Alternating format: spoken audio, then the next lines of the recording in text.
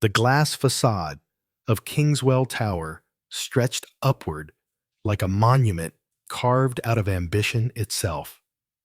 Its mirrored surface held the sky in its palm, reflecting clouds' light and 1,000 untold stories. Standing at its entrance, Vanessa Taylor felt like an intrusion in someone else's dream. Her heart hammered against her rib cage, fast, frantic, nothing like the confident cadence she had practiced in front of her bedroom mirror in Brooklyn just hours earlier. Her fingers tightened around the folder containing her employment documents, knuckles whitening. "You earned this," she reminded herself. "You belong here." But the thought trembled fragile as glass. One wrong move could shatter it. Inside the lobby, a pristine marble floor displayed a constellation of designer shoes belonging to employees who looked as though they had been born inside penthouses. Vanessa, in her neatly pressed thrift store blazer, straightened her shoulders anyway. She had worked too hard too long to let insecurity win. Then it happened. One step. One wrong door. The silver panel of elevator 47 slid open, and without thinking, Vanessa walked inside. The interior gleamed, a private elevator lined with dark mahogany, soft golden lights, and a faint scent of expensive cologne that definitely did not belong to any ordinary employee. She should have known. She did know. But nerves were a dangerous thing. They hijacked logic and left her operating on instinct. Two assistants passing by stopped in their tracks. One arched a brow so high it nearly touched her hairline. "Oh, Lord," the blonde whispered to the brunette. She got in that elevator. The CEO's elevator. Yes, the forbidden one. Bet she didn't even read the handbook. New hires? Unbelievable. Their eyes lingered on Vanessa, just a second too long enough to remind her what she looked like. To them, a young black woman wearing hope like an outfit 2 sizes too big. Vanessa lowered her gaze, pretending not to hear. She had heard far worse in her life. People rarely said such things outright, but tone and expression spoke fluently. She knew the language of judgment all too well. Then the elevator doors began to close. She exhaled, thinking she'd gotten away with it. But at the very last moment, a broad hand slid effortlessly between the narrowing doors. They glided open again, and he stepped in, Alexander Hale. The air changed, quieted, tightened. It was as if the elevator recognized him and adjusted itself accordingly. Tall. Impossibly tall. Sharp jawline. Sky-colored eyes colder than winter in Manhattan. A presence that made people square their shoulders and lower their voices. He was the kind of man who didn't just walk into a room, he claimed it. Vanessa's breath caught in her throat. Instagram and Forbes articles didn't do him justice. No filtered photo or edited headline could capture the immensity of him. His aura, his stillness, the power humming beneath the surface like silent electricity. He was a storm contained in a designer suit. Her stomach flipped. Why him? Why now? Alexander turned, and the moment his gaze landed on her, the elevator suddenly felt too small, too warm, too intimate. Her pulse throbbed painfully in her neck. The last time she had been stared at that intently by a white man in power, it had ended in humiliation. Memories clawed their way to the surface rooms where she wasn't welcome, doorways. She'd been subtly blocked from entering, smiles that didn't reach the eyes. In Brooklyn, she'd learned early they didn't see girls like her as equals. Her throat tightened. She braced for his anger. Instead, he regarded her with a quiet, unreadable curiosity. No disdain, no irritation, just a slow assessing look that made her stomach tangle into knots. He reached forward and pressed a button. The elevator doors sealed shut. Which department? He asked, his voice deeper than she expected, smooth, controlled, and strangely gentle, despite the coldness in his eyes. Her mouth went dry. I'm new. Marketing. He nodded once. Nothing more. No sigh. No reprimand. No. Why are you here? Just acknowledgement. Then I'll take you up. His tone was final, as though the elevator's sanctity wasn't worth an argument. Vannessa blinked. She had prepared for catastrophic fallout, not courtesy. The elevator hummed upward. She felt every second, every breath. Alexander Hale stood beside her, a living contradiction. His posture was precise, immaculate, his jaw set like carved stone. His eyes, though sharp, held a flicker of something she couldn't decipher. He was a man worshipped by the media, feared by competitors, and mythologized by his own employees. So why was he being almost considerate? Her palms grew sweaty. Don't overthink it. He's just being professional. Yet her instinct whispered a different truth. He was studying her carefully, quietly, as though she were an anomaly in a place where everything else was predictable. When the elevator reached the marketing floor, Alexander stepped forward and did the most shocking thing he could have possibly done. He held the door open for her. Her heart tripped over itself. Thank you, she murmured, too softly, she feared. His gaze flickered to hers. Have a good first day, Miss Taylor. That caught her off guard. You know my name. His lips curved, not quite a smile, but the ghost of one. I make it my job to know who enters my company. Heat flooded her cheeks. She had no idea if that was a compliment or a warning.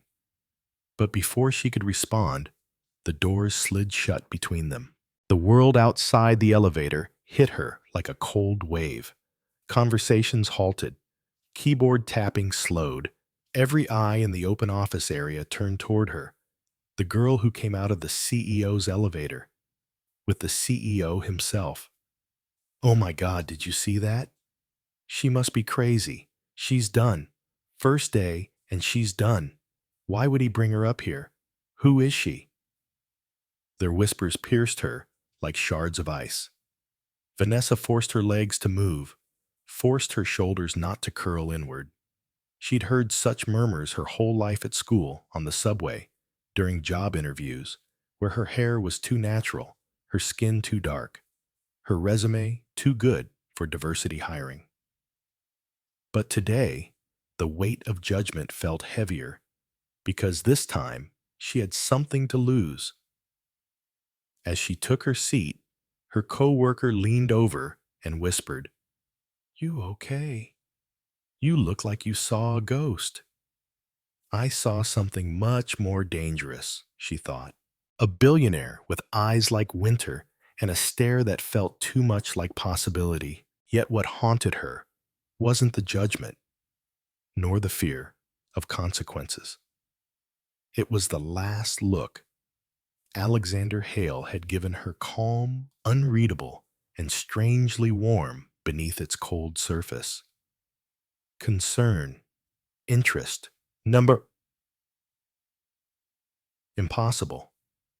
Men like him didn't pay attention to women like her, not beyond the first glance, not beyond the stereotypes, not beyond the barriers built long before she was born. And yet, it had felt like he did. That terrified her more than anything else. But something even more terrifying was waiting. As she tried to steady her breathing, her phone buzzed with an internal company email. From a Haley@kingswellcorp.com. Subject: welcome. Message: we'll talk soon. Her heart lurched. Why would the CEO email her? Why say that before she could process it? Her manager walked up behind her. "Taylor," she said sharply, "in my office. Now." Vannessa swallowed hard. Her first mistake of the day was stepping into the wrong elevator, but something in her gut whispered it wouldn't be her last. And as she stood, palms trembling, she knew one thing for certain. Her first day at Kingswell wasn't an ending. It was the beginning of a storm. The marketing floor buzzed with the same restless energy as the city outside, phones ringing, heels clicking keyboards, rattling like hurried heartbeats. But beneath the surface was something colder, something jagged that scraped against Vannessa from the moment she stepped into the glass-walled office of Mrs. Lydia Campbell. The woman sat behind her desk like a judge presiding over a courtroom. Her posture impeccable, her hair a perfect chignon, her lips drawn into a thin line that suggested she aspirated disappointment for breakfast. "Ms. Taylor," she said, gesturing for Vannessa to close the door. "Sit." The chair was stiff, intentionally uncomfortable. Vannessa clasped her hands on her lap, trying to still the tremor in her fingers. Mrs. Campbell opened a file, flipping through pages with an air of impatience. "You're new," she said, as though the word itself were inconvenient. "Marketing assistant. First day. Yes, ma'am." The woman leaned back in her chair. "Kingswell has high standards. Fierce standards. And I hope hope that you're here because of your capabilities, not because the company is trying to widen its image." It was said with a smile, a polite, polished, poison-tipped smile. But the blow landed with the accuracy of a knife. Vannessa felt something tighten behind her ribs. There it is again. That subtle, cultured way of telling her she might be a PR checkbox rather than a qualified hire. She kept her voice calm. "I'm here because I earned the position." Mrs. Campbell gave a soft, disbelieving laugh and snapped the file shut. "We'll see." The conversation ended there, but the wound remained quiet, invisible bruising. She spent the next hours working twice as hard, twice as quietly, twice as invisibly. Her desk felt miles away from everyone else's, though. It sat right in the center of the open office. People moved around her, like currents in a river, swift, confident belonging. Meanwhile, every time she inhaled, she feared she was taking air she wasn't entitled to. Still she worked. And when she worked, her mind focused, her anxiety faded, and her world narrowed to the glowing screen in front of her. She dove into the campaign materials for a new Kingswell project, sketching a bold strategy that contrasted the department's usual safe approach. She didn't expect it to go anywhere. It was her first day after all. But creating it gave her a momentary sense of control, something she could hold on to. By the time the weekly meeting rolled around, she felt steadier. Not confident exactly, but steady. Then the glass door to the conference room slid open, and silence struck the room like a dropped stone. Alexander Hale walked in. No announcement, no entourage, just a presence so commanding that everyone's spine straightened instinctively. He wasn't supposed to be here. CEOs didn't attend these minor departmental check-ins. Yet here he was, towering, impeccably tailored, impossibly composed. He scanned the room, his gaze sweeping across faces that instantly lowered not in respect, but in fear. When his eyes landed on her row, Vannessa's body went rigid. He moved toward them, no toward her. She swallowed, hard pulse roaring in her ears, as Alexander approached and stopped right behind her chair. His shadow slid over her desk, like a tamed storm. "What's this?" he asked, his voice low. It took her a moment to realize he was looking at the draft strategy she'd been editing prior to the meeting. "Oh, that's just something I was working on," she said softly, praying he wouldn't think she'd been sloppy or unfocused. He bent down close enough that she felt the warmth of his breath near her cheek and scanned the page. Then he asked the question that sucked all air out of the room. "Who created this strategy?" Silence. Dozens of eyes turned to her. Vanessa's throat went dry. Slowly she rose. "I..." "Did she?" whispered. Alexander straightened, his blue eyes locking onto hers with a calm intensity that made her knees weak. "It's smart," he said loud enough for the entire room to hear. "Forward thinking. This is the kind of innovation we need more of." The shockwave was immediate. People stiffened. Mrs. Campbell's face didn't move, but her jaw clenched. Vannessa stood frozen, unsure if she should thank him or crawl under the table.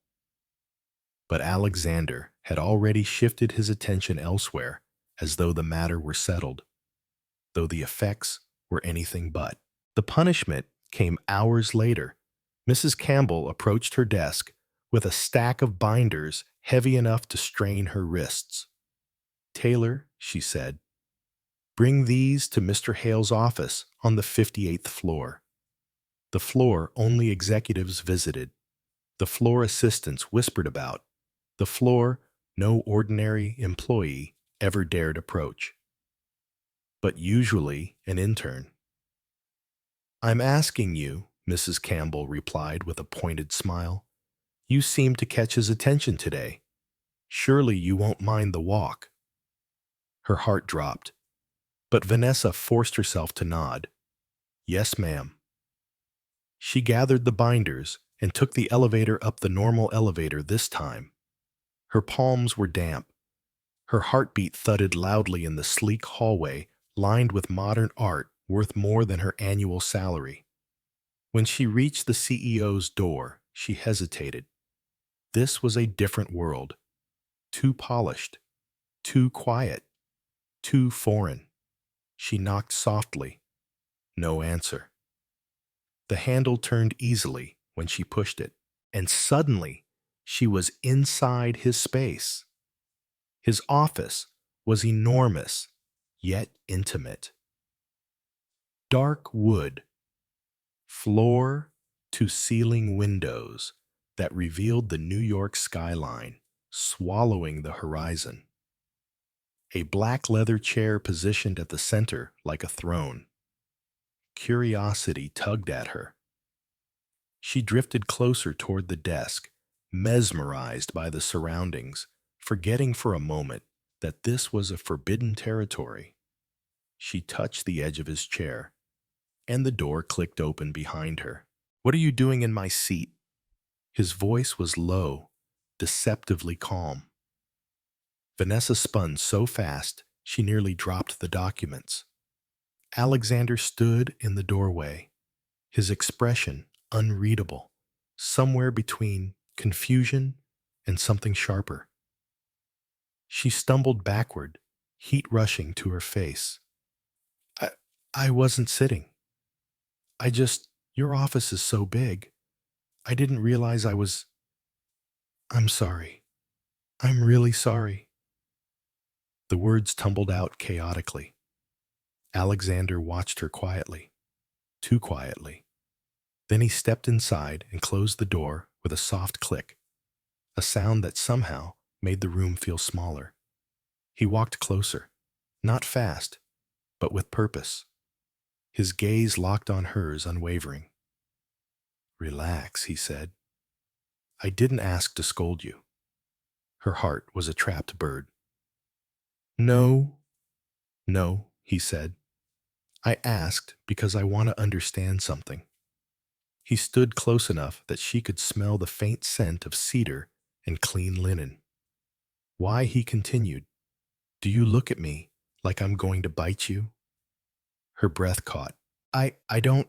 Yes, you do. His tone remained calm, but something in it was firm, direct. You're smart, capable, but the moment I'm near you, you shrink. You step back. He paused, eyes narrowing slightly. Why? Because of everything she'd ever experienced. Because men who looked like him rarely treated women like her as equals. Because the world taught her to never relax around powerful white men. Because she didn't trust what she couldn't predict. But she couldn't say that. She pressed her lips together. Alexander studied her a moment longer, then tilted his head. Or, he said, voice dropping to a deeper timbre, is it that you don't like men like me? Her breath hitched. He had said it gently, not accusingly, not offended, just curious. But it still made her flush from the chest up. I'm not. She exhaled, shaking her head. I'm not uncomfortable with you because of your race. He waited, patient, unyielding. It's just, I'm not used to people like you, she admitted quietly. Men with your kind of power, your presence. It feels like being near a fire I'm not allowed to touch. He didn't laugh, didn't tease. Instead, a flicker of something unreadable passed through his eyes, something dark, intense, almost soft. He stepped even closer. You don't have to fear me, he said, voice low. I don't, Vannessa, he interrupted gently. I'm not going to hurt you. She inhaled sharply. His gaze dipped to her lips for a fraction of a second, so quick she might have imagined it. Take your time, he murmured. Adjust at your pace. I'm not asking for anything else. Her heart stuttered. He turned slightly, as if to give her space, but then paused. Looking back, he added with a faint curve at the corner of his mouth, and I don't bite. Her pulse thundered. He stepped aside, allowing her to pass him toward the door. But as she moved, she felt his gaze follow her warm, heavy, curious. And when she reached the hallway, she realized her entire body was trembling. Whatever this was, it wasn't normal. And it wasn't harmless. It was dangerous. Dangerous in a way she wasn't ready for. As she waited for the elevator, her phone buzzed. A new email. From him. We're not finished talking. Her stomach flipped. Her day had started with a mistake, but it was becoming something much more complicated. Something she wasn't sure she would survive unscathed. Something that felt like the beginning of a very dangerous pull. The days following their encounter in his office were strange. Or maybe it was Alexander who was strange. Because suddenly, everywhere Vannessa went, he was there too, appearing like a shadow. She hadn't asked for a presence she couldn't ignore. She tried to convince herself it was coincidence, but coincidences didn't happen 4 times in one day. The first time was in the pantry. She had gone there early, hoping to avoid the morning rush. While waiting for the coffee machine to finish dripping, she felt someone walk in behind her. The presence was unmistakable, tall, quiet, and charged with the kind of energy that shifted the air around him. She didn't turn, but her spine stiffened. And then, "Good morning, Ms. Taylor." His voice slid into her ears like velvet dipped in ice. She almost spilled the sugar packet in her hand. "Good morning, Mr. Hale." He moved beside her, reaching for a mug. Their elbows brushed an accidental touch that sent heat streaking through her arm. too close, too aware. He didn't linger, didn't ask questions. He simply poured himself coffee and left. But his presence lingered in the air long after he walked out, leaving her rattled. The second time was in the hallway. She was balancing a stack of documents, trying not to drop them, when she turned a corner and nearly collided with him. His hand shot out, steadying her elbow before she could fall backward. "Careful," he murmured. The warmth of his touch lingered, even when his hand left her elbow a heartbeat later. She stepped back. "Sorry, sir. No need," he said. But his eyes didn't leave hers. "You always look like you're running from something. I'm just focused. You're tense. You're imagining things." "Am I?" Her pulse wasn't helping her case. He let her pass, but when she walked away, she could feel his gaze following her. She hated how much she noticed it, how much her heartbeat changed because of it. The third time was more public. Near the lobby, in full view of dozens of employees. She had dropped her ID card, and as she bent to pick it up, someone else picked it up first. Alexander. He brushed a speck of dust off of it, then offered it to her. "You should clip it tighter," he said. "I'd hate for you to lose access." A couple of assistants nearby froze, whispering with wide eyes. He never interacted casually with staff. Never. But here he was, handing something to her with a softness that could be mistaken for familiarity. Or worse, interest. "Thank you," she said quickly, eager to escape the gossip that had already begun forming around them like storm clouds. He watched her walk away, his gaze unreadable, and she wished she wasn't so aware of it. But the fourth time changed everything. It was late afternoon, the office quieter than usual. Vannessa had been assigned by Mrs. Campbell to replace the massive 20-liter water jug in the corner. Typical punishment for the earlier praise Alexander had given her. She grabbed the bottle, braced her foot, and tried to lift it. Pain shot through her wrist. The old injury pulsed sharply hot electric, forcing her to grit her teeth. She refused to wince. She refused to appear weak. She tightened her grip and tried again. Still too heavy. And then a shadow fell over her hands. A warm hand brushed hers aside. Large fingers wrapped around the bottle's narrow neck. "Move," Alexander said gently. Before she could protest, he lifted the entire jug with one hand, as though it weighed nothing. Employees nearby stopped mid-conversation staring. He placed the jug onto the dispenser with an easy click, wiped his hand on his slacks, and turned to her. "You don't need to do everything alone." His voice was lower than usual, softer, almost tender. Vannessa swallowed. "I'm not helpless. I can do things myself." "I didn't say you were helpless," he answered. "I said you didn't have to carry everything." Her cheeks burned. "It's just water," she muttered. His gaze dropped to her wrist, to the faint swelling she'd been trying to hide. His brow furrowed. "You're hurt." "It's nothing. It's something." She bristled. "I don't want anyone thinking I'm weak, especially not here." His expression changed, like she'd revealed a truth he hadn't expected her to say aloud. Something flickered in his eyes, almost protective. "You think too much about what people think," he said quietly.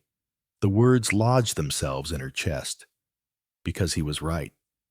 And somehow, he had learned her faster than most people who had known her for years. Later that afternoon, the snow started. Thick, heavy flakes drifted down the windows, softening the city's constant noise. By 5 o'clock, the The streets were a frozen parking lot. Vannessa stood outside the building, hugging her coat, trying and failing to get a cab. The cold bit cruelly at her fingers.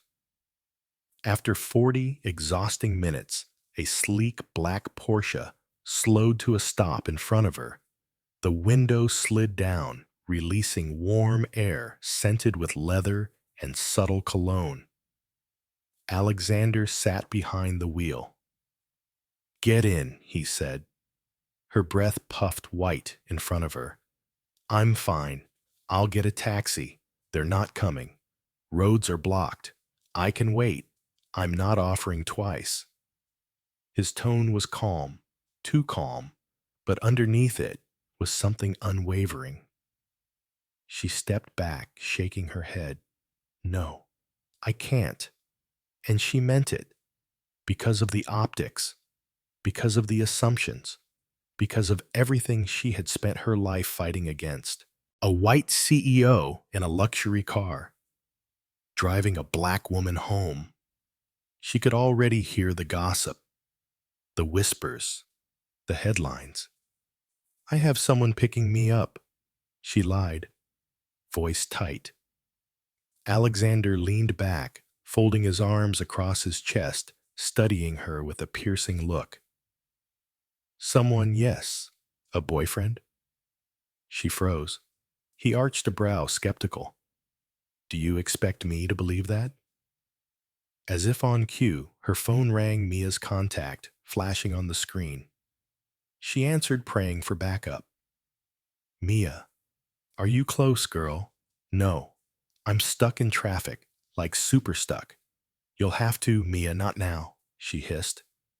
From the car, Alexander watched her with an expression that spelled one word: caught. Humiliation burned through her. When she hung up, snowflakes clung to her lashes. Her voice came out barely above a whisper. "Fine." She walked to the passenger door, opened it, and slid into the warmth. The world outside disappeared the moment the door shut. The car wrapped her in heat, the dashboard lights casting soft shadows across Alexander's profile. They drove in silence through white-coated streets. Finally, he spoke. "Why did you lie?" She stiffened. "I didn't want to bother you. That's not the reason." She stared out the window. "I didn't want people to talk. They will talk anyway. That's easy for you to say, because I'm a man. Because you're you." He slowed at a red light. His eyes shifted toward her. "You fear me," he said quietly. "Not because of anything I've done, but because of everything you've lived." Her throat tightened. "It's not fear," she whispered weakly. "It is," he murmured. "I see it every time I walk toward you. You brace yourself. You shrink. You wait for the hit that never comes." Her breath shuddered. He turned back to the road, voice softening. "I'm not like the men who hurt you." She clenched her coat. "You don't know anything about my past." "Maybe not," he said. "But I know pain when I see it. And I know when someone expects the world to turn against them." She closed her eyes. "I don't care about color," Alexander added. "Not when it comes to the people I care about." Her pulse jumped. People he cares about. What does that even mean? She stared at him, but he didn't elaborate. He just drove, snow falling around them, like a curtain slowly closing on a stage. That night, Vannessa didn't sleep. Her mind replayed every look he gave her, every word, every moment that felt too warm, too close, too confusing. The way he said care, the way he said fear me, the way he said I'm not like them. She tossed, turned, stared at her ceiling until dawn. Something dangerous was happening. Not dangerous because he was powerful, but dangerous because she was starting to believe him. The more Alexander tried to ignore it, the more impossible it became. Whatever was happening between him and Vannessa wasn't fading. It was tightening, drawing him in with a force he couldn't rationalize. He had spent years mastering every emotion, keeping every impulse locked behind walls of discipline. But with her, those walls cracked, and he hated how powerless it made him feel. It started with worry, genuine worry, the kind that made him reckless. During a company-wide emergency meeting, someone mentioned too casually that Vannessa had been forced to handle the heavy deliveries again and that she had hurt her wrist doing it. Alexander didn't think, didn't hesitate, didn't care that he was in the middle of negotiating a multi-million-dollar deal.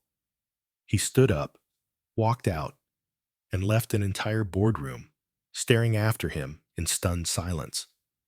He found Vannessa in the hallway, clutching her wrist, trying to hide the pain. When she noticed him, her eyes widened in panic, as though she were the one doing something wrong. "What happened?" His voice was sharper than intended. "It's nothing," she said quickly. "Just overworked it." He caught her wrist before she could pull away.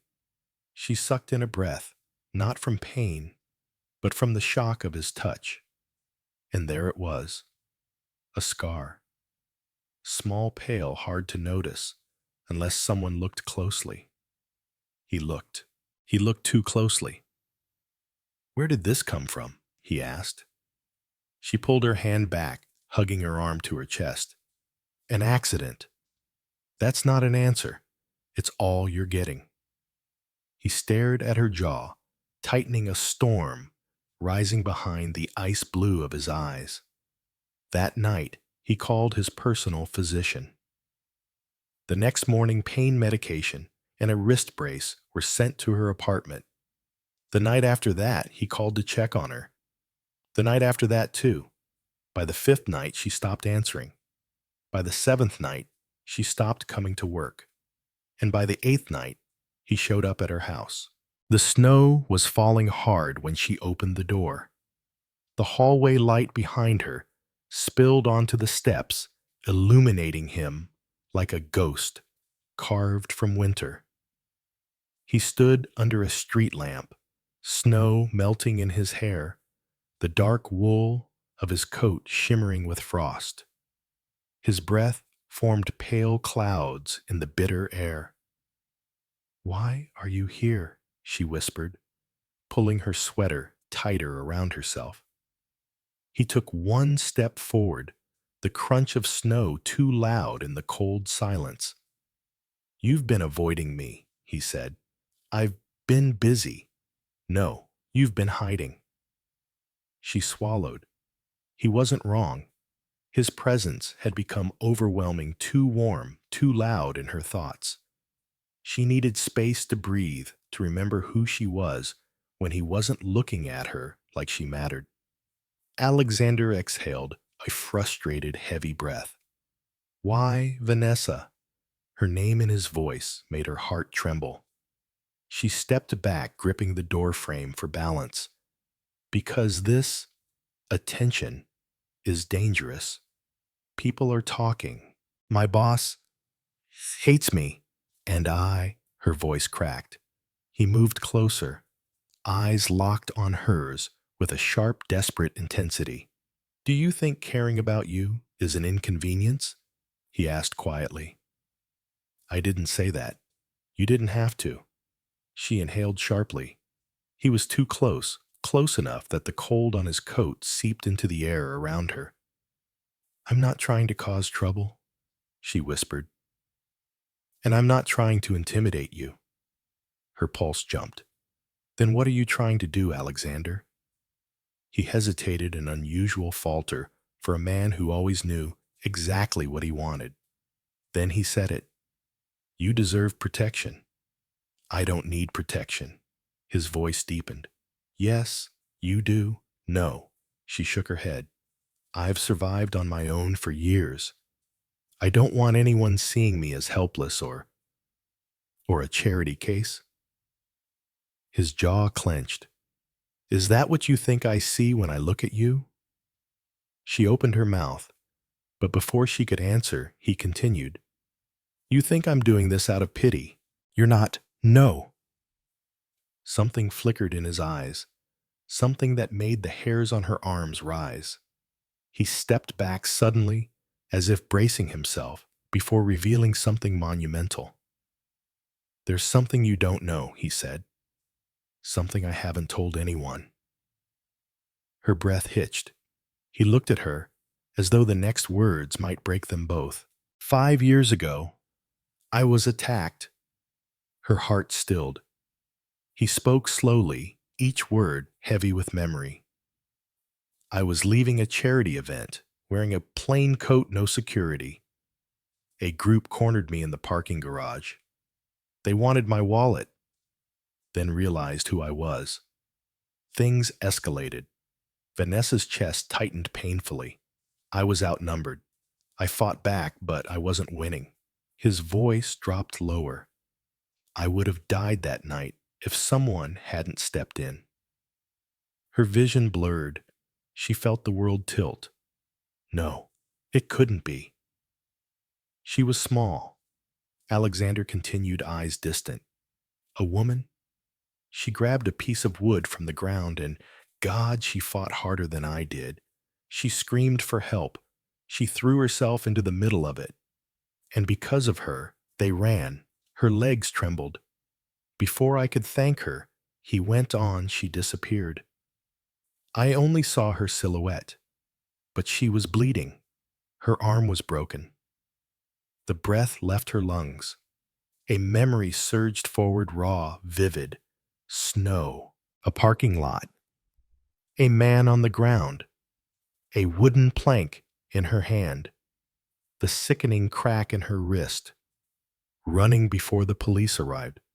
Running because the world wouldn't believe a black woman hadn't started the fight. Her stomach twisted. She had buried that night so deep she hoped she'd forget it. But she hadn't, and neither had he.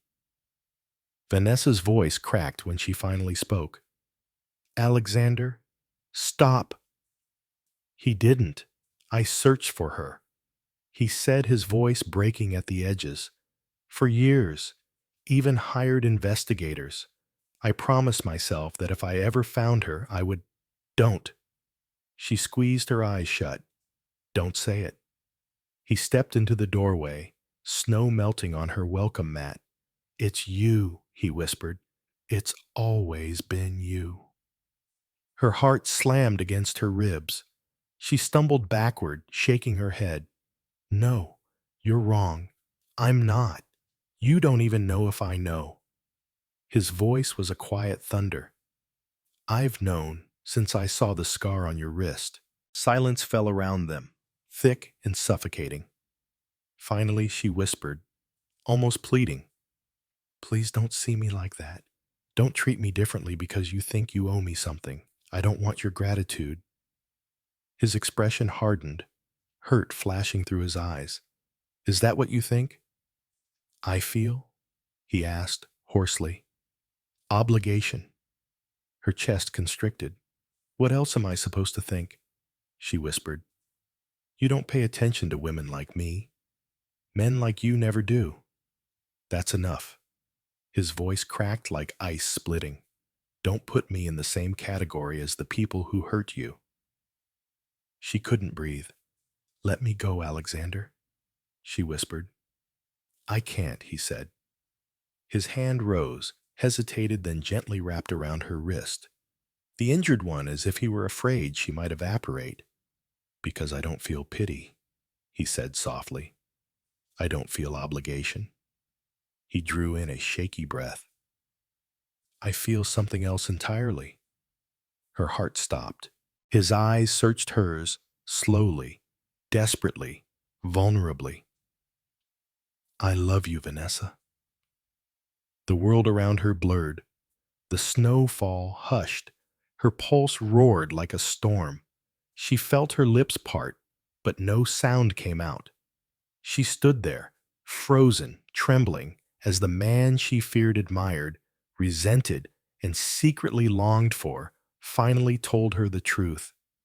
Not the truth from 5 years ago. but the truth from right now. The invitation came as a simple message from Holly, kingswellcorp.com. Subject: come to my office tonight. We need to talk. Short, controlled, unmistakably him. All day, Vanessa's stomach twisted into knots. Every step she took felt like walking toward a precipice she'd been avoiding for weeks. But when the building emptied and the city lights flickered on like constellations across Manhattan, she found herself standing outside his office anyway. She pushed the door open. Warm light spilled over dark mahogany shelves, polished stone floors, and modern black leather furniture. The soft hum of the city below seeped through the massive glass windows that framed New York like a lit painting. Alexander stood with his back to her, staring out over the skyline. Snow drifted downward in slow spirals, the flakes catching the glow of traffic lights far below. When he turned, something in her chest tightened.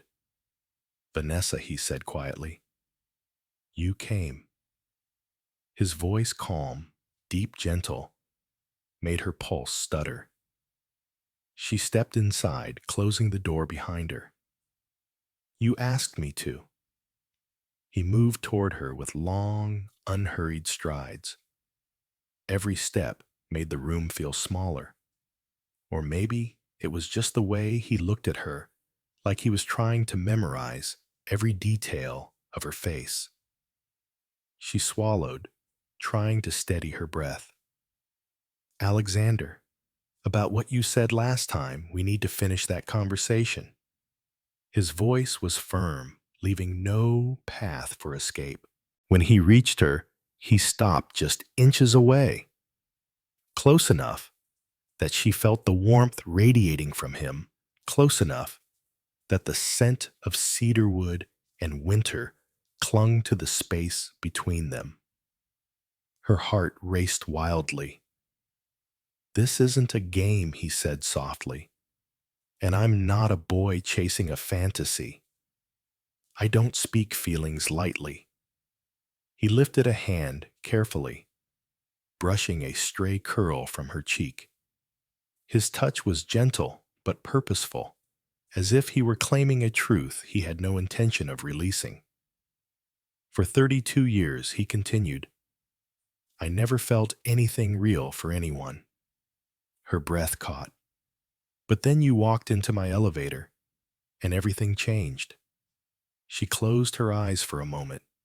It was too much, too sudden, too impossible. "Alexander," she whispered, voice trembling, "I don't know how to handle this. You're you, and I'm—" "Stop." His hand slid to her jaw, holding her gently, firmly. "Don't finish that sentence." "But it's true." Her voice cracked. "We come from different worlds. Everyone will talk. They already do. People will think I used you. That I don't care what people think of me," he said sharply. "But I care what you think of yourself." She startled at the intensity in his eyes. "I see you, Vannessa. I've seen you from the beginning. Not your skin, not your paycheck, not your past." His thumb brushed her cheekbone. "I see the woman who fights even when she's exhausted. The woman who stands tall, even when the world tries to push her down. The woman who saved my damn life before I even knew her name." Her lips parted, trembling. "You make me want to be better," he said softer this time. "You make me want to show up, protect, try. You make me feel—" He exhaled a shaky breath. "Everything I never let myself feel." He leaned closer until their foreheads touched. She felt his warmth, his sincerity, his pulse. "Tell me to stop," he whispered. "And I will." But she couldn't. Her body leaned into his without permission. Her heart answered before her mouth could form the words. Alexander, she didn't tell him to stop. Instead, she lifted her face. He kissed her, slowly at first, like tasting a promise. His lips soft, warm, deliberate, her breath trembling, his hands sliding to the back of her neck, pulling her closer, her fingers curling into the front of his shirt, desperate to hold on to something solid in the chaos he created inside her. When he deepened the kiss, she felt her world tilt, heat sweeping through her like a wildfire she had no desire to extinguish. It was tenderness, hunger, longing, and years of unspoken truth all at once. When they finally broke apart, she was breathless. Alexander. She couldn't form the rest. His forehead rested against hers. I've wanted to do that since the day I met you. But happiness is fragile, and someone always wants to break what glows. The next morning, whispers curled around her like cold smoke, snickers behind her back, side eyes at her desk, smirks from people who once ignored her. Then a coworker forwarded an anonymous internal message. Marketing assistant seduces CEO for promotion. Diversity hire uses charm to climb, sleeping her way up. Her hands shook around the phone. Her skin burned with humiliation. Every insecurity she'd buried clawed its way back to the surface. There it is, the narrative she always feared. By noon, rumors had spread across 3 departments. People didn't even try to hide their whispers anymore. Someone passed her desk and murmured just loud enough, "Poor thing thinks she's special." Something inside her cracked. She grabbed her bag and fled the office, fighting tears. But the elevator door slid open before she reached it, and Alexander stepped out. His expression shifted instantly, the calm mask replaced with something sharp and dangerous the moment he saw her face. "What happened?" he demanded. She shook her head, stepping back. Alexander not here. He didn't listen. He grabbed her hand, not roughly, but with unmistakable certainty, and turned toward the center of the floor. Alexander, no. But he had already raised his voice. Everyone, the entire department froze. Dozens of heads snapped up. Her heart plummeted. He pulled her forward gently but firmly until she stood beside him. She felt every eye on her skin like needles. "If anyone here," Alexander said, voice steady but carrying a razor's edge, "believes in spreading rumors about Ms. Taylor, they can brief it directly to me." Silence. Terrified silence. "And let me be perfectly clear," he continued, locking eyes with anyone who dared look up. "She is not your gossip. She is not your entertainment. She is not your target." His grip tightened slightly around her hand. "From this moment on," he said, "you treat her with the same respect you treat me with." No one breathed. And in case anyone misunderstands, his voice dropped to something dark, intimate, undeniable. "Vannessa Taylor is the woman I chose. Anyone who threatens her, insults her, or touches her answers to me." Gasps broke across the office like glass shattering. Vannessa felt tears sting her eyes, not from shame, but from something startlingly close to relief. Alexander looked at her, then softening only for her. "You're not alone," he murmured. Her heart nearly gave out, but she knew this was only the beginning. Because the storm outside Kingswell was nothing compared to the storm that would follow his declaration. And deep down, she feared one truth: loving Alexander Hale was going to cost her something. maybe everything. For the first time in years, Alexander Hale felt the world tilt toward happiness. He had found her, the woman who saved him, the woman he loved, the woman he could finally anchor himself to. But happiness had enemies, and envy had a face. Her name was Melissa Carter. She appeared on a cold Monday morning, stepping into Kingswell Tower with an air of fragility so perfectly crafted it could have been scripted. Pale blonde hair, soft blue eyes, a timid smile, she looked like a porcelain doll someone had wrapped in silk. "Mr. Hale," she whispered when she was brought into his office, hands trembling as she placed a folder on his desk. I think I'm the woman who saved you 5 years ago." Vannessa, who had been called into the office for a separate matter, froze mid-step. Melissa opened the folder. Inside was a set of hospital records. A fractured wrist, bruised ribs, a concussion. The same injuries Vannessa had endured. Alexander's eyes narrowed, not with belief, but suspicion. He had spent too many years studying human behavior to trust easily. And Melissa's timing was too perfect, her demeanor too deliberate, her story too polished. But the world wasn't as discerning as he was. By noon, half the company was whispering that the hero had finally been found. By evening, Melissa had become a trending name on social media, the woman who saved a billionaire. And overnight, Melissa became a symbol of purity and grace. While Vannessa became a shadow again, Melissa played her part flawlessly. She hovered near Alexander, but never too close, just enough to make it seem like she was trying not to intrude. She smiled softly at coworkers, apologized for causing trouble, and pretended to shrink every time Vannessa walked into a room, which made people turn and look at Vannessa with quiet accusation. Why is she glaring at Melissa? Is she jealous? Maybe she lied about being the real savior. The rumors spread faster than wildfire, faster than truth ever could. Vannessa kept her head down, but every glance felt like judgment. Every whisper felt like a verdict. And Melissa understood exactly what she was doing. She cleaned her claws with silk gloves. Then came the night of the company gala.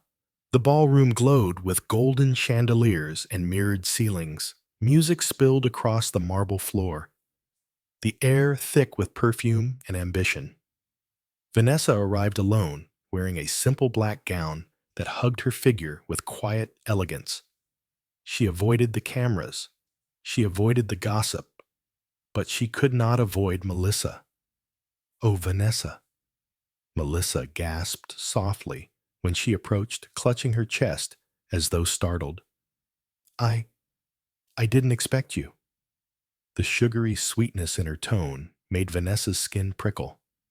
She tried to step around her, but Melissa leaned in close, whispering, "You should have stayed in your lane." Before she could respond, security rushed toward them. "Miss Taylor," one of them barked, "open your bag." Vannessa blinked. "What, open it?" Melissa fiddled nervously with her bracelet eyes wide. Maybe she didn't mean to. Vannessa's throat tightened. "Mean to what?" Miss Security repeated harshly.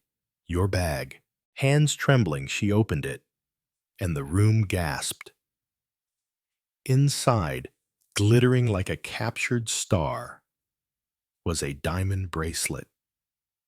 Alexander's diamond bracelet, custom-made, one of a kind. "No," Vannessa whispered, backing away. "No, this isn't mine. I'm sure she was just overwhelmed," Melissa said softly, her voice cracking with fake sympathy. "After all, Alexander and I share a history. Maybe she thought she was losing him." "Shut up," Vannessa whispered, tears burning her eyes. "Don't twist this. I didn't steal anything." Security grabbed her wrist. She choked on humiliation, on panic, on the sting of injustice that felt too familiar. Then, a cold voice cut through the crowd. Let her go. Silence crashed over the ballroom. Alexander walked toward them, each step measured, but carrying the weight of a man who was about to tear the world apart. He took Vannessa's bag, looked inside, then lifted his gaze to Melissa. You placed this, not a question, a fact. Melissa's lips trembled. What? No, Alexander. I would never. You're lying. His voice was ice, hard, final. He took a step closer, towering over her. You underestimated me, he said quietly. And worse, you underestimated her. He turned to the horrified crowd. For the last time, she is not a thief. She never was. And anyone who spreads lies about her will answer directly to me. Gasps rippled through the room. Melissa's face drained of color. Security immediately stepped back, releasing Vannessa. She swayed, and Alexander caught her by the waist, pulling her gently to his side. It was the first time she'd seen him truly furious. Not controlled, not composed, but lethal. And all of it for her. For the first time in her life, she felt what it meant to be protected without being pitied. What it meant to be chosen publicly, unapologetically, completely. She wanted to say thank you. She wanted to say everything. But the night wasn't done yet. Melissa escalated. Desperation makes monsters bold.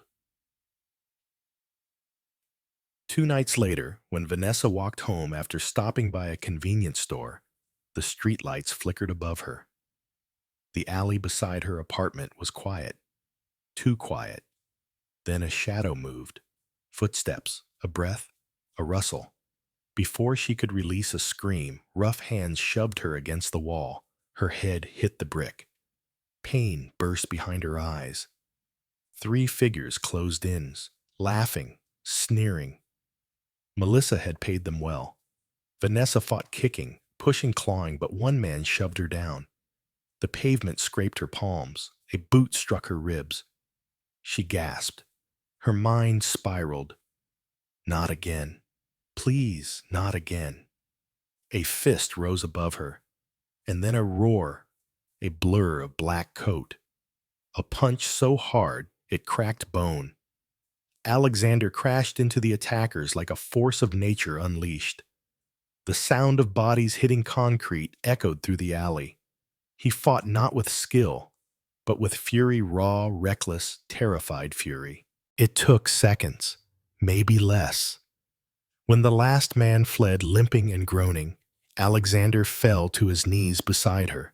Vannessa, he breathed, voice breaking. Stay with me. Look at me. She blinked, tears mixing with snowflakes on her lashes.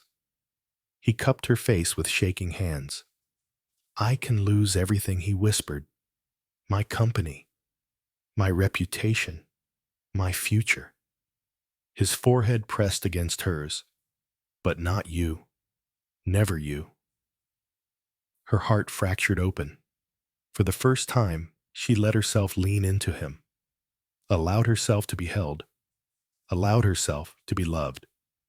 As he lifted her in his arms, carrying her toward the sirens, speeding down the street, she clung to his coat, trembling. Maybe the world was cruel. Maybe life was unfair. But in that moment, wrapped in his arms, one truth burned brighter than all the darkness. She wasn't alone anymore. And nothing, not lies, not fear, not Melissa was going to change that.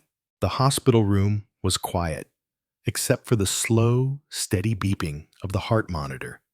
Snow pressed gently against the window pane, casting shifting white reflections across the tile floor. Vannessa lay tucked beneath warm blankets, exhaustion settling into her bones like a winter that refused to leave. Alexander hadn't moved from her bedside for hours. But when she drifted into a deep sleep, he finally stepped out to make a call, one that would alter everything. He hired investigators, the best in New York, and he gave them one order: find the truth, no matter what it costs. 3 days later, they delivered it, a truth sharp enough to slice through every lie. Melissa had never attended the university near the old parking garage. She had never suffered a wrist fracture before the incident. Her medical charts were forged professional, but not perfect. The bruise patterns she showed earlier, self-inflicted. And worst of all, she had been in another state entirely on the night of the attack 5 years ago. The evidence was irrefutable. Melissa hadn't saved him. She had hunted a fantasy. She had hunted him. Alexander confronted her in a private conference room. Melissa stood by the table, hands shaking as security hovered by the door. Her face was streaked with tears, but her eyes, wild and cornered, revealed something far darker. "You," she choked out when Alexander entered. "You actually believe those lies over me?" "They aren't lies," he said, voice calm but cold. "They're facts. No, no, you don't understand." She lunged toward him, but stopped when security stepped forward. "I did everything for you. Everything." "You forged medical records," Alexander replied evenly. "You manipulated my staff. You staged evidence to frame Vannessa. You hired men to attack her." Melissa's breath hitched, but she didn't deny it. She tilted her head back and laughed, a sound cracked with desperation. "I did it because I love you," she said. "Because she's not like you. She's not like us." Alexander's jaw tightened. "She is better than you," he said quietly. "Better than me, too." Melissa's face twisted. "She's nothing. She's from nowhere. She has nothing. She's just enough." The single word struck the air like a hammer. "Love," he continued, "is not something you climb toward by stepping on someone else. Love is not cruelty. Love is not class or race or pedigree." His gaze sharpened. "But you made it about all of that." The last trace of hope drained from Melissa's face. "You'll regret this," she whispered, "when she leaves you, when she realizes you don't belong in her world any more than she belongs in yours." "I won't," Alexander said, cutting her off, "because loving her isn't a mistake." For the first time, Melissa realized he meant every word, and the truth broke her.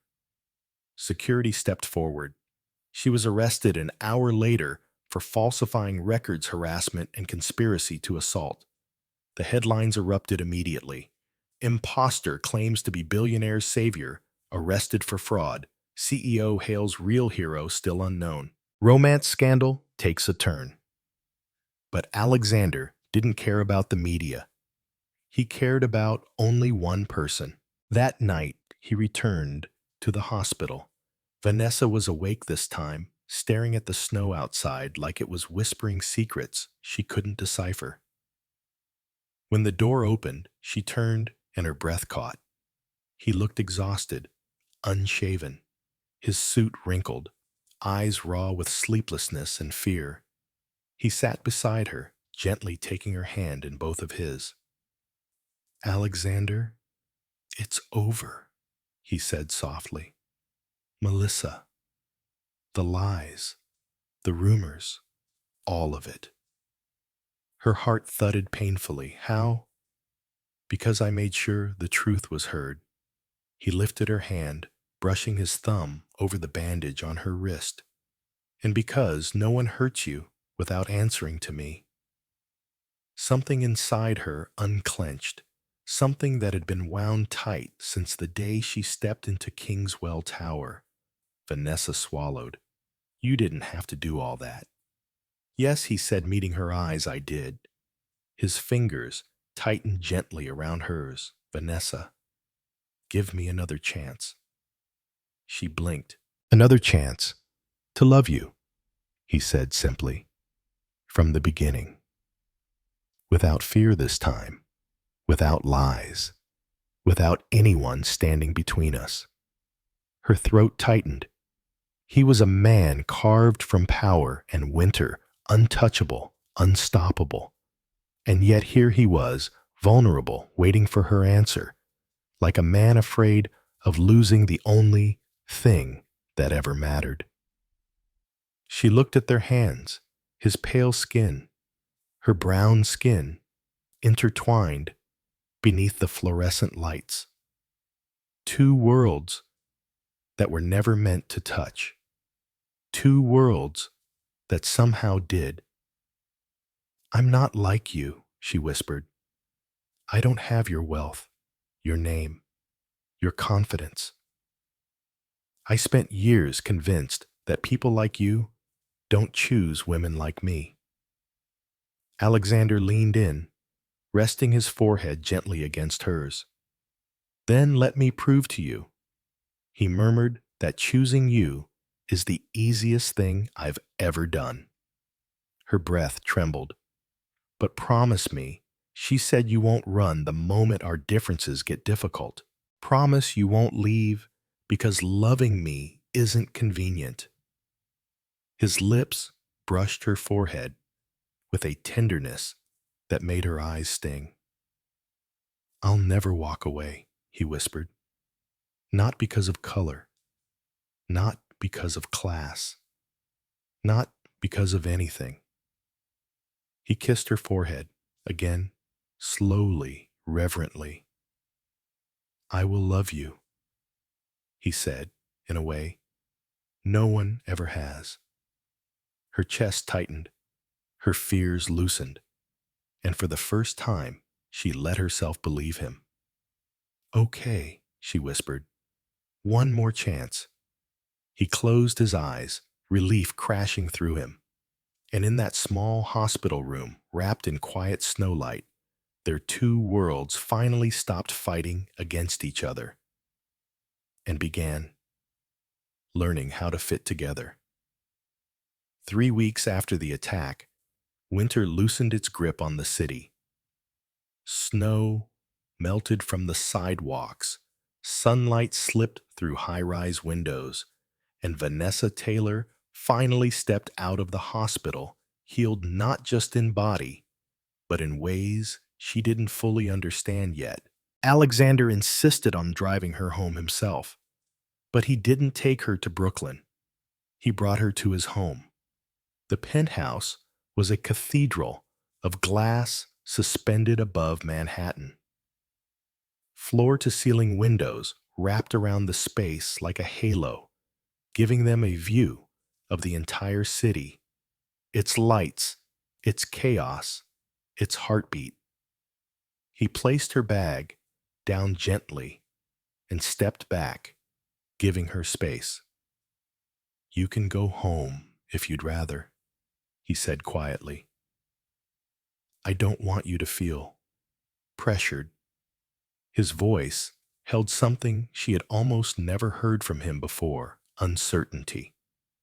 Not fear of losing a deal, not fear of losing power, but fear of losing her. Vannessa walked toward the window, letting the city lights wash over her. They shimmered like liquid gold against the glass, so different from the Brooklyn street lamps of her childhood, so different from what she believed she was allowed to dream of. She turned back to him. Alexander stood a few steps behind her, hands in his pockets, jaw tight, eyes exposed in a way only she ever got to see. He looked like a man who had conquered every barrier life threw at him, except the ones inside his own chest. She stepped closer until she could hear his breath. No, she said softly. I want to stay. The relief that crossed his face was quiet but seismic. He moved behind her, slipping his arms around her waist and pulling her gently back against him. His chin rested on her shoulder, his breath warm against her skin. "You changed my whole world," he murmured. She let her hands rest over his. "No," she whispered back. "You showed me that this world isn't only made of shadows." He turned her gently in his arms, guiding her face toward his with a tenderness that contradicted every headline calling him cold. He kissed her, slow, reverent, as though he still feared she might break. And for the first time, Vannessa allowed herself to believe she wouldn't. A new chapter begins. Healing wasn't instantaneous. Not for her. Not for him. She flinched at loud footsteps in hallways. He woke at night, reaching out to make sure she was still breathing beside him. They learned each other's scars.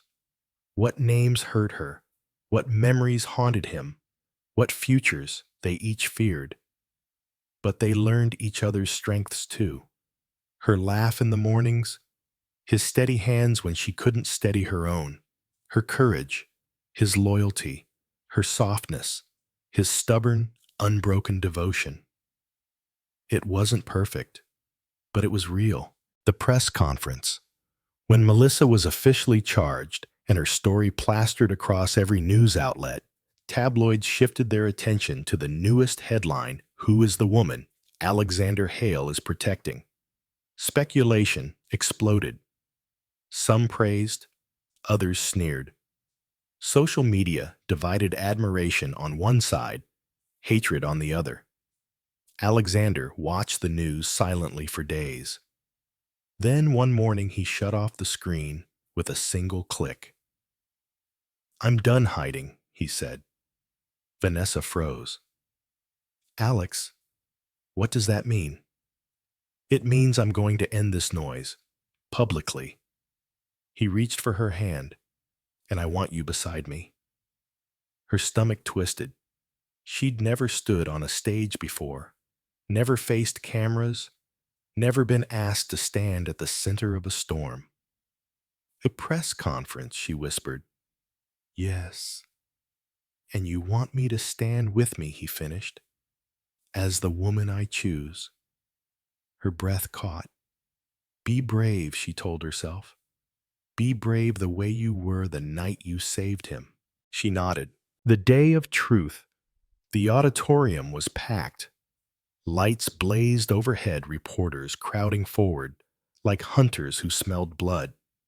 Alexander stepped onto the stage with his usual composure, but only Vannessa felt the subtle squeeze of his hand grounding him.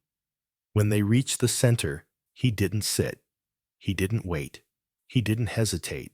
He took her hand in his, publicly, openly, fiercely, and faced the crowd. "This is Vannessa Taylor," he began, voice steady as steel. "She is the woman I love." The room erupted. Gasps, whispers, camera flashes like lightning. A powerful white CEO. A black woman from Brooklyn. Two worlds they all believed should never touch. But Alexander didn't let go of her hand for even a second. He continued. "The rumors are false. The accusations fabricated. The harassment she endured unacceptable."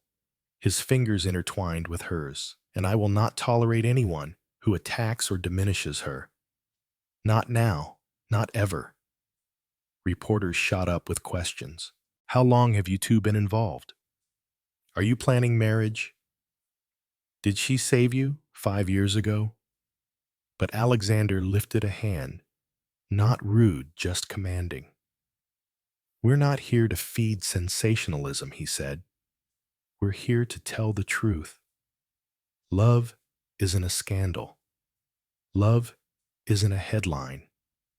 And love doesn't care about the color of your skin, your past, or your salary."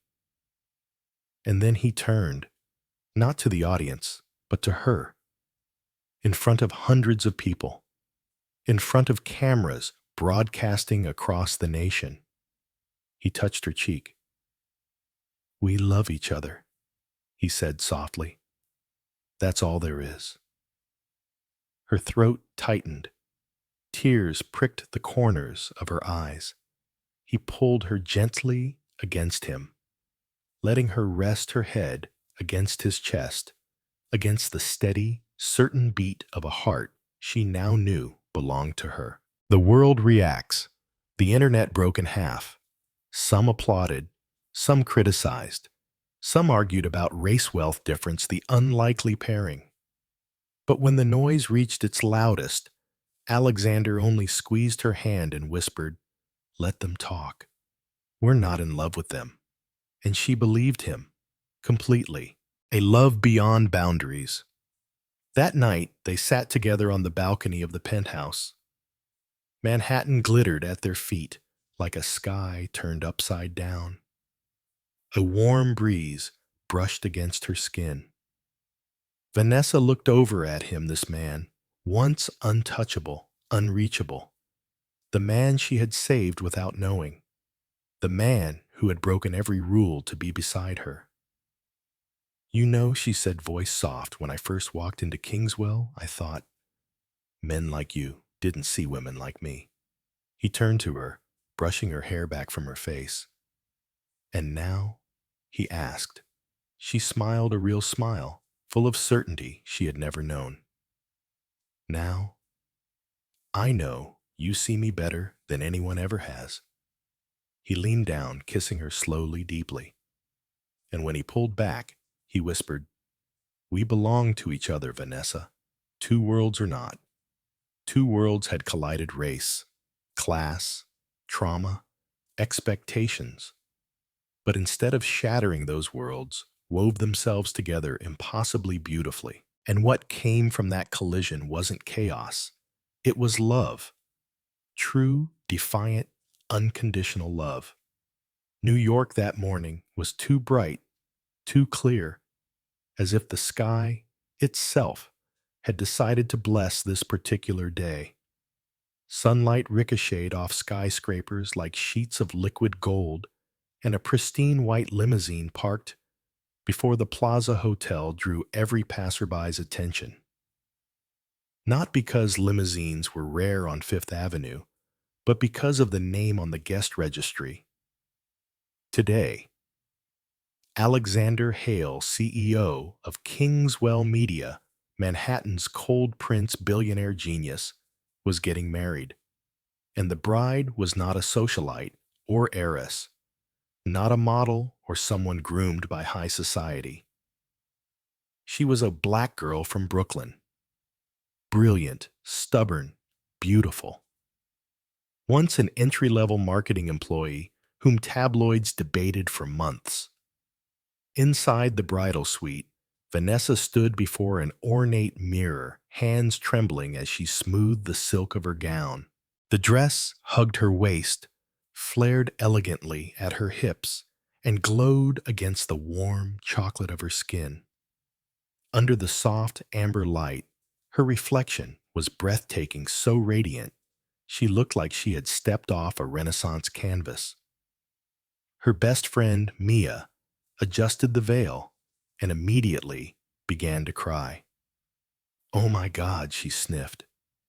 "You look so beautiful. I think God himself would stand up and clap." Vannessa laughed, a small, nervous sound.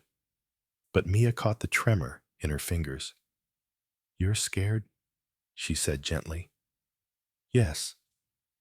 Vannessa inhaled shakily. "I'm scared. I don't belong in his world." Mia cupped her face. "Love is the only world that matters. Not architecture, not bank accounts, not skin color. You've already walked this far. Don't look back now." A soft knock interrupted them. A hotel coordinator peeked in. "Miss Taylor, the groom has arrived." Vannessa felt her heart stop freefall, then return with a sudden rush of warmth. The ceremony. The plaza's grand ballroom had been transformed into something ethereal, modern luxury with a whisper of fairy tale. Cascading white orchids hung from the ceiling, champagne gold lighting glowed against marble, and a string quartet played Moon River in slow, lilting notes. The guests were a mosaic of the world's forces, CEOs, political figures, media royalty. And sprinkled among them were her former co-workers from Kingswell, some smiling warmly, others still stunned that the story they once gossiped about had become real.